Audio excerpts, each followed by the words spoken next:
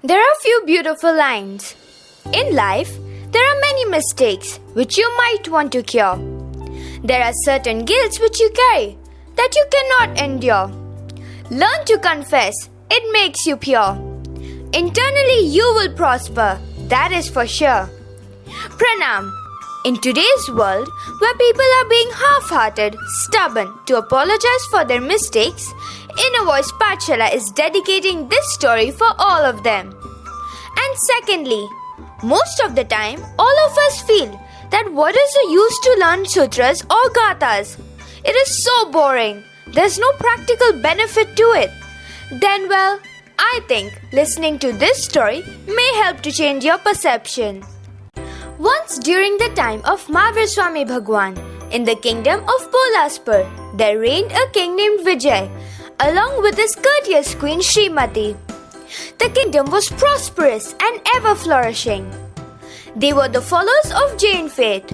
They had a beautiful prince named Aimutta, who was just 8 years old. Queen Srimati had ingrained right seeds of religion in her young son Aimutta. One day, Gautam Swamiji went for Gotri to Aimutta's palace. Out of respect, Aimutta went to drop Gautam Swamiji back to the Upashray.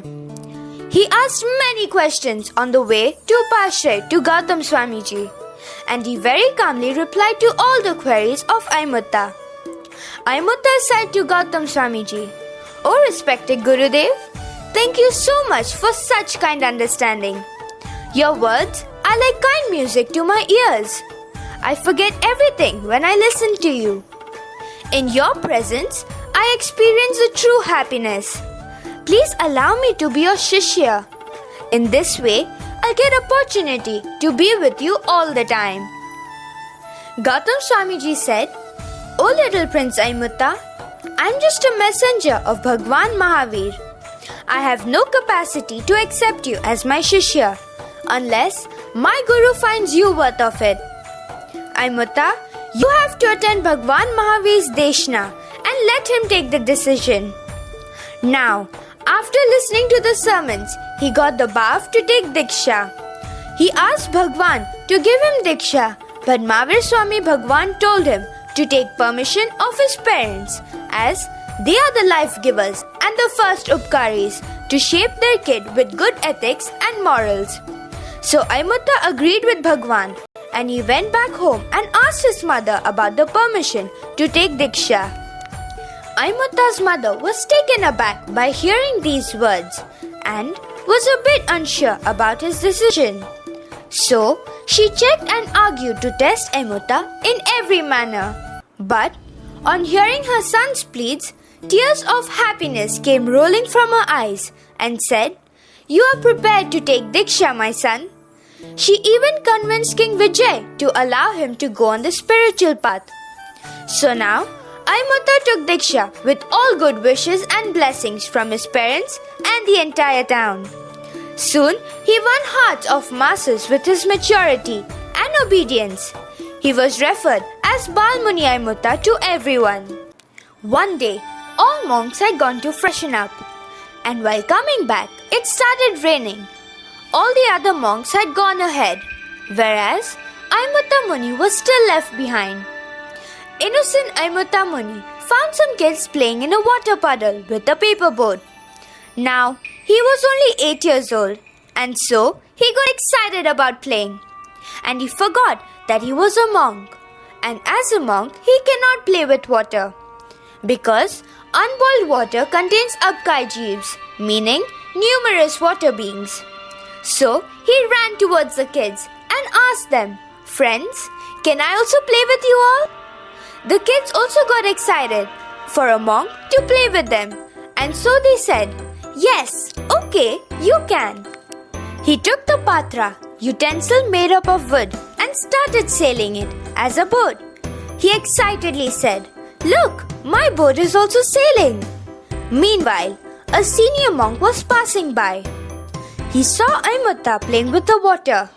He came to him and said, "Muni, what are you doing? This deed of yours has caused death to so many jeeves in the water. Don't you remember who we are?" We are the saviors of life.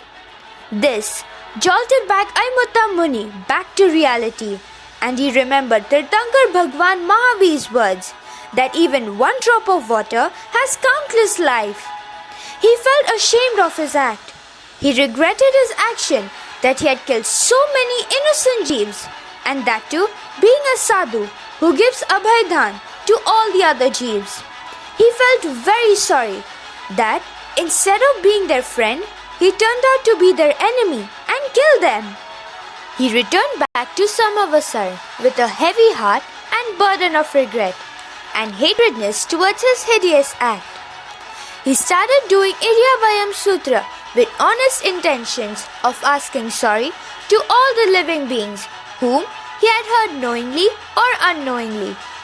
Tears of repentance came rolling his eyes when he recited the lines Panaga, Daga, Matti, Makada, which means, if I have hurt any living beings of unboiled water, grass or clay, then I ask for forgiveness. His repentance had no bound. His true repentance made his soul light from all the karmas. This constant repentance shed all his karmas and he got Keval Gnan. So friends, did you see the power of confession? It led Aimutta Muni to Keval Gnan. So please apologize and do not hesitate to say sorry. And secondly, Aimutta Muni got Keval Gnan because he knew Irriyavahium Sutra and its true meaning. Will you still get bored to do sutras? Guys, always remember, theory before practicals is very important. For example, 2 plus 2 is 4. You knew your basic theory very clearly. That is why you could calculate it practically.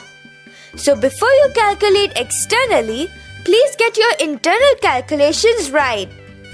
That is why Innervoicepaathshala always tells you, aspire yourself correctly and inspire the world.